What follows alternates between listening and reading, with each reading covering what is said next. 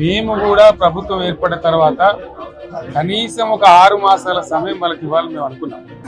కానీ ఈరోజు బడ్జెట్ చూస్తే ఏ ఒక్క పాలసీ ఫార్ములేషన్ జరగలేదు. వ్యవసాయం ఉంది, మేము 2 పంటలు కూడా ఇచ్చినాం రైతు బంధు. వీళ్ళు ఎగ్గొడతామని చెప్తా ఉన్నారు. ధాన్యం కొనుగోలు చేయలేదు, విద్యుత్ సరఫరా చేయడం లేదు, నీళ్లు సరఫరా చేయడం లేదు, ఇంకా రైతు భరోసా రైతు బంధు గురించి ఇంకా ప్రస్తావనే లేదు. రాష్ట్రంలో వ్యవసాయ పాలసీ ఏమిటి, పారిశ్రామిక పాలసీ ఏమిటి, ఐటీ పాలసీ ఏమిటి, ఒక్క పథకం మీద కూడా ఇప్పుడు స్పష్టత లేదు. గొర్రెల పెంపకం పథకాన్ని టోటల్ గా మూసివేసినట్టుగా మనకు అర్థమవుతా ఉంది.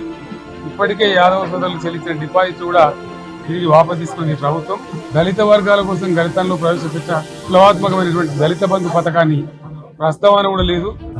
అదేవిధంగా మత్స్యకారులకు ఆ భరోసా లేదు. మా గోల్స్ ఇవి, మా టార్గెట్స్ ఇవి అనే పద్ధతి కానీ పద్దు కానీ లేదు. భవిష్యత్తులో బ్రహ్మాండంగా మేము దీన్నంతా కూడా చీల్చి చెండాడబోతాం.